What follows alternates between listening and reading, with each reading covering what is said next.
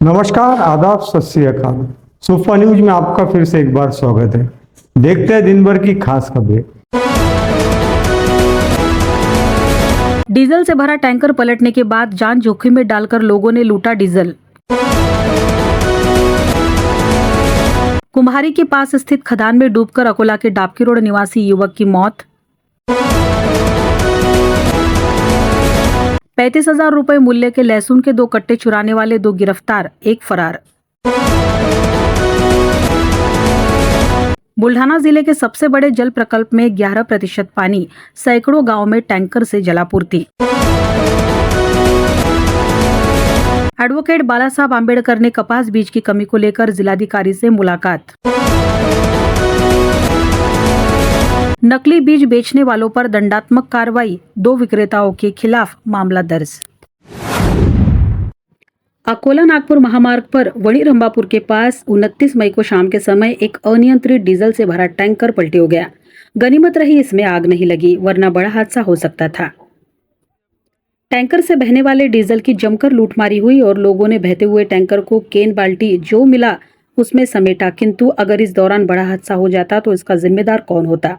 इस प्रकार के सवाल भी उपस्थित किए जा रहे हैं। जिले में लगातार हो रहे सड़क हादसे से यह चिंता का विषय बना हुआ है। हालांकि परिवहन विभाग और शहर यातायात विभाग लगातार कार्रवाइयों को अंजाम दे रहा है, फिर भी सड़क हादसे थमने का नाम नहीं ले रहे हैं। हाल ही में एक युवक की एसटी महामंडल बस की चपेट में आने से मौत हो गई थी। शहर में आए दिन हो रहे सड़क हादसे यह चिंता का विषय बने हुए हैं। वणी रंबापुर में डीजल का टैंक पलटी होना यह भी दिल दहला देने वाला मामला है। अगर उसमें आग लग जाती तो बड़ा हादसा हो सकता था। इस दुर्घटना में गनीमत रही कि किसी भी प्रकार की जीवित हानि नहीं हुई है, किंतु इस दुर्घटना में स्थानीयों की चांदी होती दिखाई दी है। उन्होंने जो मिले उसमें बहता डीजल भरना मुनासिब समझा। इस घटना की जानकारी दमकल विभाग को मिलते ही वह भी मौके पर पहुंचा और पानी का छिड़काव किया। आगे की जांच पुलिस कर रही है। अकोला के डाबकी रोड इलाके में रहने वाला एक युवक अपने 7 से 8 दोस्तों के साथ बुधवार शाम करीब 4 बजे कुम्हारी के पास खदान पर तैराकी के लिए गया था, लेकिन चूंकि पानी का अनुमान नहीं था, वह खदान में डूब गया और उसका दुर्भाग्यपूर्ण अंत हो गया। अकोला शहर के डाबकी रोड पर गजानन नगर का लगभग 20 वर्षीय सोनू वानखड़े अपने 7 से 8 दोस्तों के साथ 29 मई को शाम लगभग 4 बजे कुम्हारी से विजोरा रोड पर बार्ची टाकली पुलिस सीमा के अंतर्गत कुम्हारी के पास खदान में तैराकी के लिए गया था। शाम को तैरने के बाद सभी दोस्त पानी से बाहर आ गए, लेकिन उन्हें सोनू नजर नहीं आया। सभी ने उसे बुलाया, लेकिन कोई प्रतिक्रिया नहीं हुई। इलाके के दक्षिणी हिस्से को खोजने की कोशिश की गई, लेकिन सोनू सामने नहीं आया। इसी बीच बार्शी टाकली थाने के थानेदार शिरीष खंडारी को सूचना मिली कि युवक खदान में डूब गया है।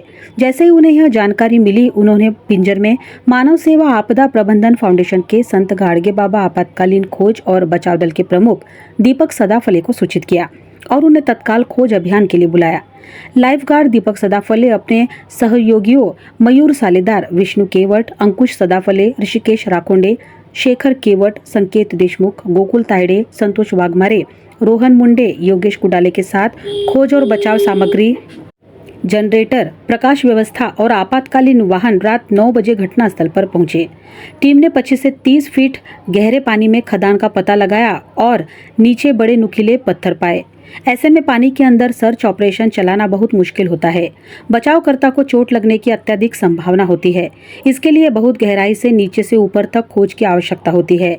इन सभी परिस्थितियों को ध्यान में रखते हुए थानेदार शिरीष खंडारे के आदेश पर टीम ने तुरंत सर्च ऑपरेशन शुरू किया। आधे घंटे के भीतर टीम के जवानों ने शव को नीचे ढूंढ लिया और उसे बाहर निकाला। इस अवसर पर बार्शी टाकली के एएसआई विजय इंगले और पुलिस कर्मियों के साथ साथ परिजन भी उपस्थित थे।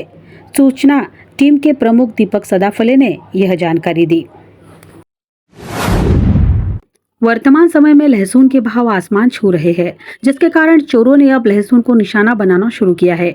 मूर्तिजापुर के भाजीपाला व्यवसाय करने वाले माणिकराव खरबड़कर के लहसुन के 2 कट्टे अज्ञात चोर ने 27 मई 2024 की रात चुराने की घटना हुई थी, जिसकी शिकायत मूर्तिजापुर शहर पुलिस थाने में की गई थी। पुलिस ने अज्ञात चोर के खिलाफ अपराध दर्ज किया था। इस घटना के कुछ घंटे बाद ही पुलिस ने लहसुन चुराने वाले 2 चोर को गिरफ्तार किया। भाजीपाला का व्यवसाय करने वाले माणिकराव खरबड़कर के साप्ताहिक बाजार में 27 मई की रात लहसुन के कट्टे आए थे। मंगलवार को बाजार होने के कारण सुबह नीलामी के लिए वह आए, तब उन्हें लहसुन के 4 कट्टे में से 2 कट्टे गायब दिखाई दिए, जिनका वजन 100 किलो था और कीमत 35,000 रुपए थी। इसकी शिकायत मुर्तिजापुर शहर पुलिस थाने में की गई थी। पुलिस ने थानेदार भाऊराव घुगे के मार्गदर्शन में पुलिस उप निरीक्षक Suryavanshi, police head constable Suresh Pandey, Sachin Dubey, Mangesh Vilekar, Gajanan Khedkar, Sachin ने जांच करते हुए कुछ घंटे के भीतर इस घटना के आरोपी नया घरकुल निवासी दानिश उर्फ राजा फिरोज खान, इमरान खान, नासिर खान को गिरफ्तार किया, जबकि तीसरा चोर फरार है। इसमें से एक आरोपी दानिश उर्फ राजा फिरोज खान पर इससे पहले भी मोटरसाइकिल चोरी का मामला दर्ज है। बुल्ढाना जिले के सबसे बड़े सिंचन प्रकल्प में केवल 11.70% जल संग्रह उपलब्ध है, जिसके कारण आगामी दिनों में नागरिकों को जल संकट का सामना करना पड़ेगा। बुल्ढाना जिले के नलगंगा प्रकल्प में 25.35% जल संग्रह है। इस प्रकार खड़गपूर्ण प्रकल्प में 0% जल संग्रह है। पेंटाकली प्रकल्प में 14.16% जल संग्रह है। जून महीने में यदि बारिश देरी से होती है, ऐसी सूरत में जिले में जल संकट का सामना करना पड़ सकता है। इसी के साथ मध्यम और लघु प्रकल्प में जल संग्रह अत्यंत कम है। गांव के तालाब सूख गए हैं। इसी के साथ कुओं का जल स्तर काफी कम हो गया है। जल संकट निवारण के लिए प्रशासन द्वारा विभिन्न उपाय योजना की जा रही है। इसके अनुसार बुल्ढाना जिले के 55 गाँव के लिए टैंकर से जलापूर्ति की जा रही है।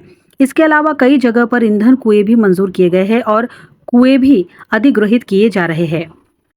जबकि युद्ध स्तर पर हनुमान सागर बांध से जलगांव जामोद और शेगांव सहित 170 गांवों को पानी योजना का लाभ दिया जा रहा है। पिछले कई दिनों से कपास बीज के लिए किसान वर्ग कृषि केंद्र के बाहर सुबह से लेकर दुकान बंद होने तक कड़ी धूप में खड़ा रहकर अपनी बारी का इंतजार कर रहा है। फिर भी किसानों को जो चाहिए वह कपास बीज नहीं मिल रहा है। किसान वर्ग के सामने आ रही दिक्कत को देखते हुए वंचित बहुजन आघाड़ी के एडवोकेट बाला साहब आंबेडकर ने जिलाधिकारी कार्यालय जाकर जिलाधिकारी अजीत कुमार से मुलाकात की और उन्हें किसानों की समस्याओं से अवगत कराया। जिलाधिकारी से मुलाकात के बाद एडवोकेट आंबेडकर ने मीडिया से संवाद किया। उन्होंने बताया कि हमने पहले ही बताया था कि इस बार किसान कपास फसल की बुआई अधिक करेंगे। विशेषकर अजीत 155 का कपास बीज किसानों में लोकप्रिय है, परंतु इस कंपनी के कपास बीज की भारी कमी है। जिलाधिकारी ने बताया कि मांग की तुलना में उपलब्धता कम है और संबंधित कंपनी ने भी इस बात को कहा है। वहीं एडवोकेट प्रकाश आंबेडकर ने कहा कि उन्होंने अमरावती से संपर्क किया है, जहां संबंधित कंपनी द्वारा पर्याप्त कपास बीज उपलब्ध होने की बात कही गई है। अब कौन सही बोल रहा है और कौन गलत, यह सोचने वाली बात है। इस अवसर पर उन्होंने किसानों की समस्याओं को लेकर बात की। इस अवसर का वंचित बहुजन आघाड़ी के पदाधिकारी प्रमुखता से उपस्थित थे। आम्ही असं पहिल्यांदा दाखवून दिलं की जे काही नियोजन झालं होतं त्या नियोजनमधलं असणारं यावेळेस कापसाचा पेरा वाढेल हे माहीत असून ते लक्षात न घेतल्यामुळे मागची जी डिमांड होती तेवढी डिमांड सुद्धा आज फुलफिल होत नाही अशी परिस्थिती आहे। किंवा नियोजन जे आहे ते नियोजन पूर्णपणे फेल्युअर झालेलं आहे हे त्या ठिकाणी दिसतं। त्यांचं उत्तर असं होतं की हे आमचे फिगर्स नाहीत, हे फॅक्टरीने आम्हाला दिलेले फिगर्स झाले।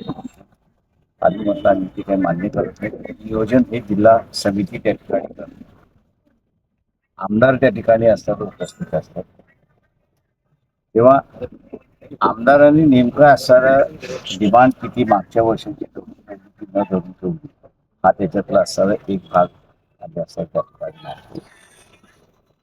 त्यांचं असं म्हणणं असं की फॅक्टरीतलं आधीचं 155 प्रोडक्शन जे आहे तेच कमी झाल्यामुळे जेवढी डिमांड आहे तेवढी डिमांड आम्हाला पूर्तता करता येत नाही। अमरावतीमध्ये देखील पत्रव्यवहार झालेला आहे आणि त्याच्यामध्ये ते म्हणतात की आम्ही पाहिजे तेवढं सप्लाय करू अशी परिस्थिती आहे। माझ्या अंदाजानं कोण खरं बोलतोय कोण खोटं बोलतोय हे कळणं मार्ग कठीण नाही त्याच्यामध्ये। आणि त्यांना दुसरं सजेशन असं दिलं की येलारा अकोट इथला असणारा जो शेतकरी आहे, अकोल्यातला काही भागातला जो शेतकरी, खारमन पट्ट्यातला जो शेतकरी आहे तो आधी 155 घेतो। याचं कारण की त्याचा उतारा जास्त आहे, 38चा उतारा येतो आणि 38चा उतारा येत असल्यामुळे त्याला 200-250 रुपये जास्ती मिळतात अशी परिस्थिती आहे। तेव्हा PKV बरोबर सुद्धा आम्ही असताना बोललो आम्ही स्वतः पीकेव्हीशी असणारा कॉन्टॅक्ट केला होता आणि पीकेव्हीच्या असणाऱ्या कॉटन रिसर्च सेंटरला असणारा मी त्या ठिकाणी विचारलं होतं की याची इक्विव्हलंट व्हरायटी आहे का. पीकेव्हीतले कुठलेही अधिकारी याची इक्विव्हलंट व्हरायटी कुठली आहे हे सांगायला तयार नाही, तशी परिस्थिती आहे. आताही असं कलेक्टरांसमोर मी म्हटलं की ठीक आहे, ही व्हरायटी अवेलेबल नाही, मान्य आहे त्याच्यामध्ये, पण ह्याच्या इक्विव्हलंट व्हरायटी कुठली आहे याची तरी माहिती आपण असणाऱ्या शेतकऱ्याला त्या ठिकाणी दिली पाहिजे. परंतु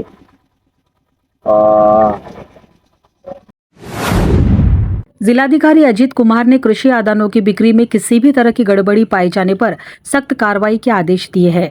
इसी के तहत जिले में भरारी टीमों की जांच तेज कर दी गई है। बुधवार को अकोट तालुका के उमरा में कृषि विभाग की एक टीम द्वारा की गई छापेमारी के दौरान 75,000 रुपए के नकली बीज जब्त किए गए। इस टीम द्वारा मंगलवार और बुधवार को की गई 2 कार्रवाइयों में दोषी पाए गए 2 विक्रेताओं के खिलाफ मामला दर्ज किया गया है। जिला स्तरीय भरारी टीम को अकोट तालुका के उमरा के निर्मल दिलीप सिंह तोमर के खेत में एक जर्जर घर में फर्जी बीज होने की सूचना मिली। तदनुसार अभियान अधिकारी महेंद्र कुमार सालके, जिला गुणवत्ता नियंत्रण निरीक्षक सतीश दांडगे, कृषि अधिकारी भरत चौहान और अकोट ग्रामीण पुलिस की एक टीम ने बुधवार शाम लगभग 4 बजे इस स्थान पर छापा मारा। कुल 75,200 रुपए कीमत के 47 पैकेट नकली कपास बीज जब्त किए गए। निर्मल तोमर के खिलाफ अकोट ग्रामीण पुलिस स्टेशन में मामला दर्ज किया गया है। अधिक रेट लेने पर विक्रेता के खिलाफ मामला दर्ज किया गया है। और तेल्हारा तालुका के अड़सुल में अश्विनी एग्रो एजेंसी के बीज बिक्री केंद्र से अत्यधिक कीमत पर अजीत 155 बीजी 2 कपास बीज की बिक्री की सूचना मिलने पर भरारी टीम ने तत्काल कार्रवाई की। मंगलवार दोपहर करीब 12 बजे मिशन अधिकारी महेंद्र कुमार सालके के नेतृत्व में एक टीम ने डमी ग्राहकों के जरिए बीज बिक्री केंद्र पर छापा मारा। छापेमारी के दौरान पाया गया कि अजीत सीड्स द्वारा उत्पादित हाइब्रिड कपास बीज किस्म अजीत 155 बीजी 2 को 1,400 रुपए प्रति पैकेट की अधिक कीमत पर बेचा जा रहा था। अतः कृषि पदाधिकारी श्री चौहान की शिकायत पर बिक्री केंद्र के मालिक रामराव रामचंद्र पोहरी के खिलाफ बीज अधिनियम 1966, बीज नियंत्रण आदेश 1983, कपास बीज मूल्य आदेश 2015, महाराष्ट्र कपास बीज अधिनियम 2009 के तहत मामला दर्ज किया गया। तेल्हारा पुलिस स्टेशन में महाराष्ट्र कपास बीज नियम 2010 किया गया है। टीम में जिला गुणवत्ता नियंत्रक निरीक्षक सतीश दांडगे, तालुका कृषि अधिकारी भरत चौहान, विस्तार अधिकारी गौरव राउत, कोमल भास्कर, कृषि सहायक प्रदीप तिवाले आदि शामिल थे। जिला अधीक्षक कृषि अधिकारी अकोला शंकर किरवे एवं कृषि विकास अधिकारी मिलिंद जंजाल ने मार्गदर्शन किया। आज के लिए बस इतना ही। कल हम फिर मिलेंगे नए समाचारों के साथ। तब तक आप देखते रहिए सुफा न्यूज, आम आदमी की आवाज। यदि आपने अभी तक हमारे चैनल को सब्सक्राइब नहीं किया तो सब्सक्राइब करें, शेयर करना ना भूलें और बेल आइकन बटन जरूर दबाएं ताकि आपको दिन भर की लेटेस्ट खबरें समय समय पर मिलती रहे। तब तक के लिए नमस्कार।